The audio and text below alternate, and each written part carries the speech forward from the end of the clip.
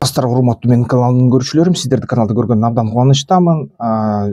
Бүгүнкү күнү бир жаңы жаңылык. Түштүк Кореянын кыжырын Түндүк Корея өтө эле катуу келтирип алды. Андан сырткары дагы Орусия мамлекети дагы Түштүк Кореянын кыжырын келтирди. Түштүк Корея чоң көлөмдөгү 15-25 миң, 12 миң деп атат биринчи этапта кемелер менен Орусияга жеткиргенин айтты. Жана 25 миңге чейин аскерге чейин даярдалганы жөнүндө айтты. Жана Түндүк Кореянын жилдеттеринен. Анан бүгүнкү алгачкы жаңылык чыкты.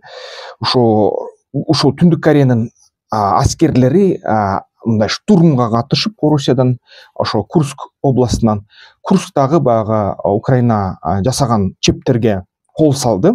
Кол салган менен украиналык дроноводдор дрондордун жардамы менен бир топ ушул Түндүк Корея жилдеттерин жок кылышты да. Анан ушуну маалыматты жеткиришти. Чалгындоо маалыматты Украина генштабына жана жакынкы арада ушул эгерде мүмкүнчүлүк болсо булар деген баягы кандай денелерин же болбосо туткундарын алып туруп анан ошо Евро биримдикке жеткирмей болду украиналыктар. Дагы кошумча жаңылыктарды алсак, украиналыктар атайын спецназдары, украиналык Моссад деп коет, ГУР кызматкерлери ошо Орусиянын Ту-22М пилотун балкалап салышты. Балкалап туруп сүрөткө тартып интернетке жайылтып салышты жана айтышты, бүт Украина шаарларын ушу бомбалаган пилотторду ушундай тагдыр күтөт деп айтышты да. Ушундай жаңылыктар болуп атат. Украина эле баягыдай эле дрондорду жаадырып атат Орусияга, бүт областтарга. Күнү түнү иштеп жатат. Түнү менен бир жүздөгөн 150 чейин дрондор барып атат. Мисалы үчүн Орусияга да Украина кече бир складты 3 спирт заводду жардырды да. Спирт заводду жардырган менен бул деген аябай жаман болуп тур. Анткени кээ бир баягы начар тамаша, мен ошого кошулбайм, бирок баягы тамашалар жүрөт ушундай. Бул эң ыйык нерсе депчи, Орусиядагы спирт заводду жардырсаңар аябай жаман болот деп өлө мындай тамашалашат да. Анан эми Түштүк Кореяга кайрылсак, эмне болуп кетти экен? Түштүк Корея түшүнүп атат да, бүгүнкү күнү эгерде Түндүк Корея согуш майданында модернизацияланган армия менен кагылышууда тажрыйба алса, жана ал тажрыйбадан аман калып келсе, анда эмки кол салуусу Түндүк Кореяныкы Түштүк Корея болот да. Ошон үчүн Түштүк Кореяда аябай ошого мындай кичине мындай начар карап атышат, көз карашы кызуу болуп атат, жини аябай кайнап атат Түштүк Кореянын. Түштүк Кореялар эми өзүбүздүн аскерлерибизди Украинага жиберебиз деп атышат да. Аскерлерибизди жибергенде эми ойлойт болушуңар керек, эми кандай аскер келет деп, бүжүмпөлөр келет деп. BTS деген мындай группа бар, Кореяныкы. Булар деген аябай айдол деп коет. Булар деген аябай мындай кандайдыр модалуу, шыктуу жаш балдар. Түштүк Кореянын баягы культурасы аябай жайылып кеткен. Күжүмпө деген керек болсо фильмди бизде да Кыргызстанда тартышкан. Күжүмпөгө турмушка чыгуу деген. Ошол Түштүк Корея деген өзү эмне бир көз жүгүртүп көрсөк, бул деген аябай кызуу армия. Бул армия жыл сайын 1-2 жолу, мисалы үчүн Америка Коштор Штаттарынын армиясы менен машыгат. Машыкканда дагы аябай мыкты жабдыкталар менен жалган. Бир нече эле саналуу эле бир 10дон ашык эмес өлкө дүйнө жүзү боюнча микрочиптер чыгарат. Түштүк Корея алардын бири да, мисалы үчүн. Болгондо дагы Түштүк Кореянын микрочиптеринин көлөмү Тайваньдан биринчи орунда Тайвань турса, экинчи орунда Кытай турса, үчүнчү орунда Түштүк Корея турат да. Америка Штаттары 4-5 орунда калып калышы ыктымал. Анан ушул негизи ушул Түштүк Кореянын армиясы аябай даярдалган. Аякта аябай модернизацияланган системалары көп да. Керек болсо бул НАТОнун деңгээлинде кээ бир Америка Кошмо Штаттарынын аскерлеринин айтуусу боюнча алардын технологиялык мындай даярдыгы кээ бир учурда америкалык армияндан да ашып кетет, мындай эгерде жалпы жилдеттерди алса. Көптөгөн технологияларды колдонушат булар. Армияда баарында тепловизорлор, ПНВлар бар. Негизи Түндүк Корея бул Түштүк Кореядан бир топ эле мындай кооптонот. Ошон үчүн эмгичекте 38 параллелден аша элек кол сала элек, канча жолу мындай начар баягы коркутуу сөздөрүн айтпаса да. Анан Түштүк Корея танк К2 кара каблан деген танкты жасайт, Black Panther. Бүгүнкү күнү ушул мисалы үчүн алсак, 2010 жылдан бери жасай баштаган, бул дүйнөдөгү эң мыкты танк деп эсептелинет, эң массалык, эң мыкты жанакы 4-чү ошо поколениядагы танк деп эсептелинет дагы. 120 калибр менен пушка менен мындай калыптанган. Польша Түштүк Кореядан 1000 танкты заказ кылды. 1000 танкты жеткире баштады. Аны негизи Hyundai Rotem деген компания, Hyundai Motors'тун бир бөлүгү жасайт ушул танктарды. Анан негизи анын көлөмү 50-100 дана жылына чыгарыш армия үчүн.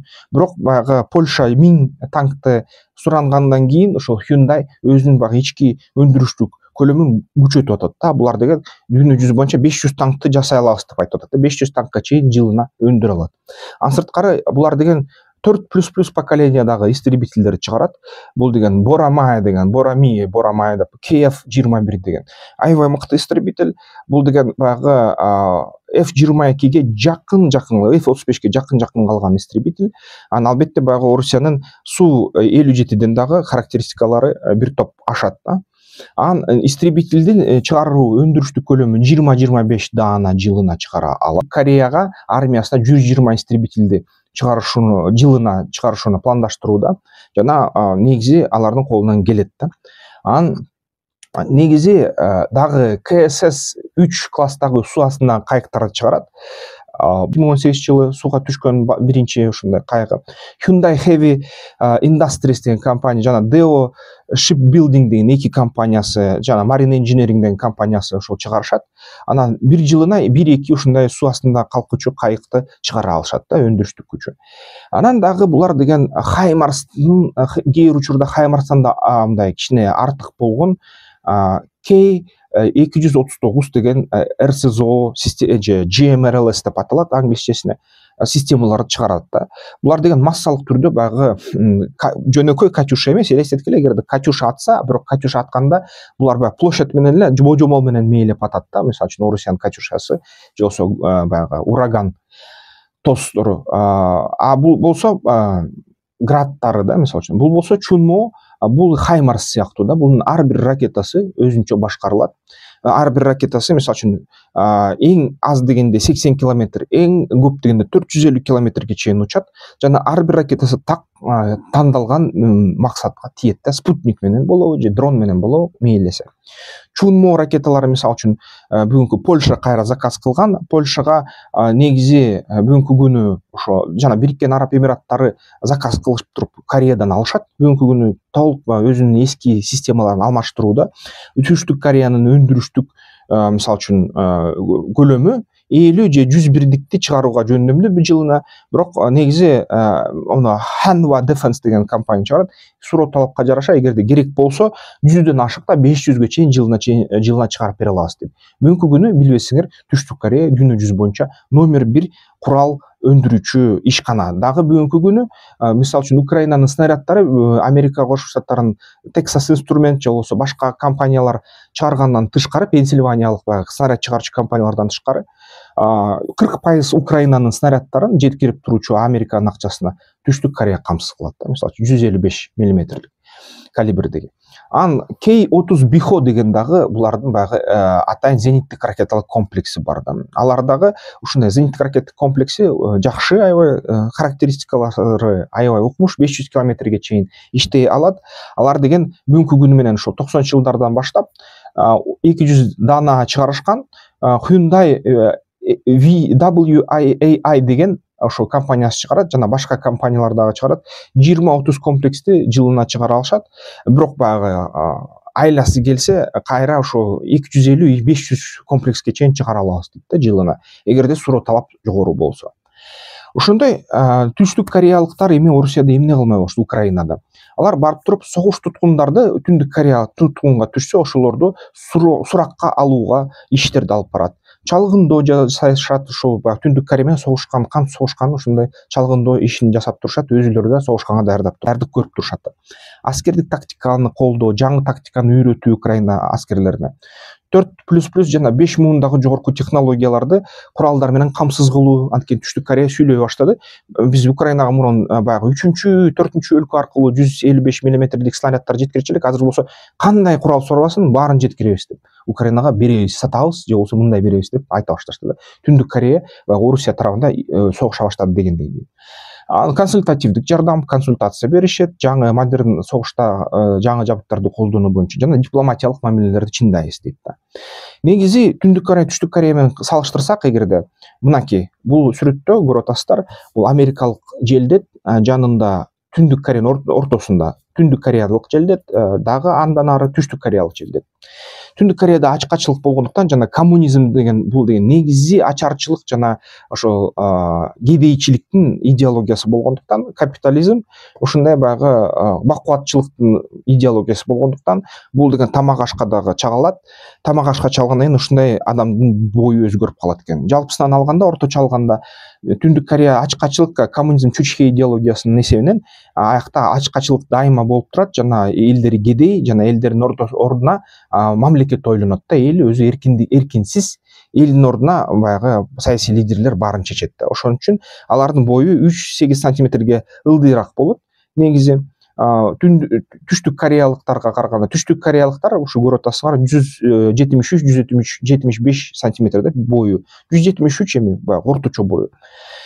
Ошондой болот. Албетте бул деген эмнени билдирет? Бул деген Түштүк Кореяда капитализм. Түштүк Кореяда өлөрчө иштейсиң, канча жакшы иштесең ошончо акча табасың, иштесең ачка өлөсүң, ушундай да. Элдин баары банктарга карыз, элинде депрессия бар, бирок ошо менен бирге баягы өлкөсү аябай бай болуп эсептелинет да. Андагы ушул да нерсенин боюнча байкаса болот. Бул сүрөттө көрүп атасыңар. Түндүк Кореяда коммунизм, чүчкеизм жана Орусиянын баягы жалпы ошол суктанган идеологиялары, Орусия суктанат ушул идеологияларга. Мурун СССРде бизде ошондой идеология болчу, аякта свет жок, экономду ошо түн ичинде өчүрүп салышат. Түндүк Кореяда свет күнү түнү күйө берет да. Анан үнөмдөгөн мындай светти колдонуучу аспаптар менен. Орусиянын Украина менен болгон жаңжалда Түндүк Кореянын тийгилиши Түштүк Кореянын өлө наразычылыгын жана тынчсыздыгын, кыжырын кайнатты да, жаратты. Катуу дипломатиялык билдирүүлөрдү жасады Түштүк Корея. Жооп аракеттерди жасай баштады, баягы курал жеткиребиз деп. Өлтүрүүчү курал жактарды талкуулап баштады Украина менен, эмнени алып барсак деп. Эл аралык өнөктөштөр менен кызматташууну чындап баштады да, баягы кой биз деген Түштүк Корея кынча отурганбыз өзүбүздүн Түштүк Кореябызда, иштеп коюп азыр болсо дүйнөлүк дипломатияга жана саясатка кийгилишибиз керек деп. Дагы бир жолу эсертип коеюн, Түштүк Корея дүйнө жүзүндө эң чоң өндүрүшчү мындай топто, эң чоң курал өндүрүүчү жана жеткирүүчү уюм, мамлекет. Керек болсо НАТО мамлекеттеринен да ашып кетет да анын баягы өндүрүштүк күчтөрү. Бул фактылар негизи албетте чоң мындай чыр чатакты жаратты Түштүк Кореяда жана бул Түндүк Корея Орусиянын согушуна катышуусу чоң коркунуч Түштүк Кореяга таркалды.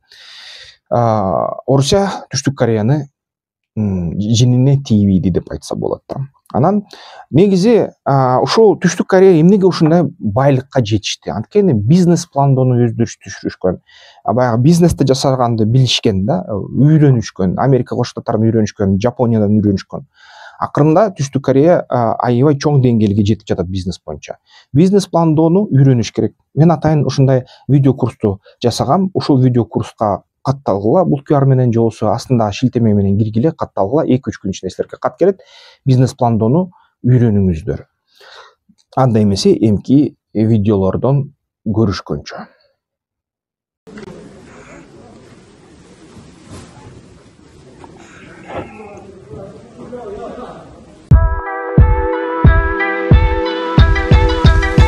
Тактикалык федерациясына мүчөлүккө киргиле, страйкбол ойногула, ден соолукка жакшы.